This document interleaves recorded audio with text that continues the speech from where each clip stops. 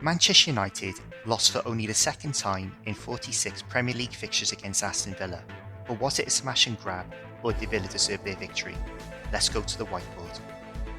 Last week I highlighted how influential Varane was on the ball for United against West Ham, but Villa did their homework and negated his influence and United's ability to build up from the back.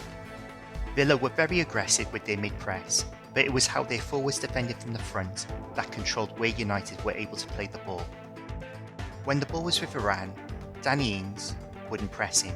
Instead, he would take up a position on the inside of Varane to cut off the entry point into midfield.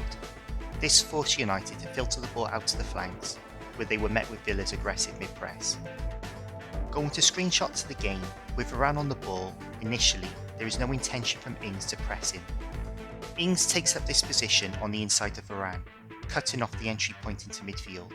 Consequently, Varane is forced to play the ball out to Wan-Bissaka, where United are met by Villa's mid-press. When playing against a wing-back system, you have to make those wing-backs defend to negate their attacking influence on the game. The most efficient way to achieve this is to play the wide men high and wide to create the overload by occupying the space vacated by the wing-backs, which will force the wing-backs back into defensive positions. Alternatively, if the wing-backs can't recover, it will force the outside centre-back out to take the wide man, creating space centrally to attack. Going to screenshots of the game, the ball has been switched out to United's left, and we can see the 2-on-1 overload United have created, and the space there is in behind Cash. The move leads to Fernandes' early chance. However, this was a rare occurrence. United's inverted attack, especially Pogba, were playing too narrow, which took away the wide overload, which reduced the need for Villa's wing-backs to track back. Alongside this, due to the narrowness of United's attack, we weren't exploiting the space vacated by Villa's wing-backs effectively enough. Going to screenshots of the game, with United on the transition, we can see that Matty Cash is completely out of the game.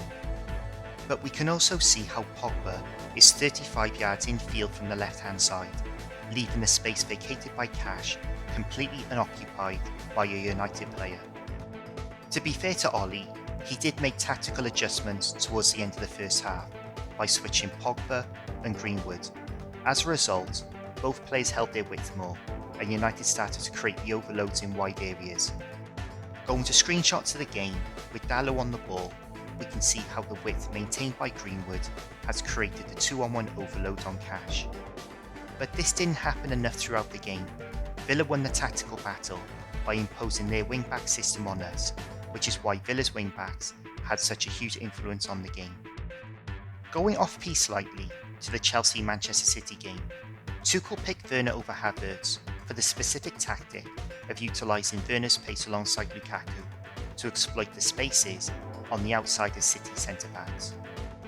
Despite the fact that Chelsea lost the match, the ball in behind City's high line was on the whole game, but a combination of poor Chelsea execution and an exceptional City performance prevented that from being exploited.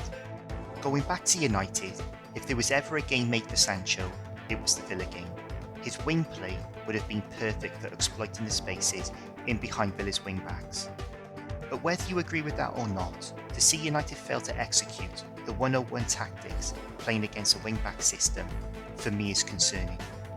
The Devils' verdict is, we have a depth of squad to make tactical selections without compromising the strength of the team. Villa are a very dangerous side that should have been given that respect, that we weren't good enough to just go out there, do what we want, and still win the game. There was a complete lack of awareness of what we needed to do to beat this Villa side. I firmly believe if we had played with the required width, we would have battered Villa on the transition. Let me know in the comments your thoughts on the game. Thank you for watching, and please like, subscribe and share, and I'll see you in the next video.